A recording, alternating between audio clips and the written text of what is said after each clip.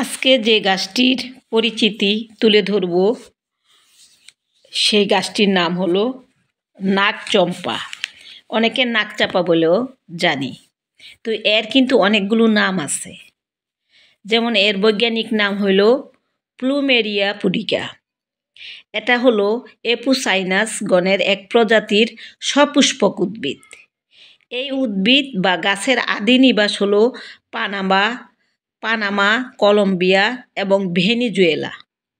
তবে এটি বর্তমানে ভারতের এবং বাংলাদেশের প্রাকৃতিক পরিবেশের সাথেও খাপ খেয়ে থাকতে পারে। তবে এই গাছটির পাতা খানিকটা চামচ আকারের এবং পাতার অগ্রভাগ কিছুটা কুবড়া তথা নাগের ফণার মতো হওয়ায় একে বলা হয় নাগচম্পা বা নাকচাপা। এছাড়াও এর আরও নাম আছে পুদিকা চম্পা, প্রেম নলিনী ও কমলিকা। এই সাদা রঙের 5 পাপড়ির এই ফুলের মাঝে একটা হলুদ আভার জন্য এই ফুলটা কিন্তু খুবই সৌন্দর্য বৃদ্ধি করে।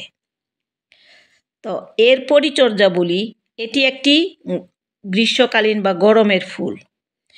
এই ফুলটা কিন্তু থোকায় থোকায় হয় এবং দোআঁশ মাটিতে কিন্তু খুব ভালো হয়। আর এই গাছের কিন্তু রোদ খুব পছন্দ। তবে যে কোনো খাবার দিতে পারেন, কিন্তু খাবার খুব পরিমাণে কম লাগে এবং খুব কম যত্নে এই গাছটা খুব বড় হয়। তবে লম্বা হয়ে গেলে এটার আগা কেটে দিলে মাঝখান থেকে ডাল বের হয়ে অনেক ঝোপালো হয়। তো মাথা কেটে দিবেন সবসময়, আমি কিন্তু মাথা কেটে দিয়েছি কয়েকবার। তো যার কারণে অসংখ্য ডাল হয়েছে। কম যত্নে কিন্তু এই গাছ সারা বছর ভরে ফুল দেয়। তো যে গাছগুলো কম যত্নে সারা বছর ভরে ফুল দেয়, সেই গাছগুলো আমরা ছাদ বাগানে রাখতে পারি।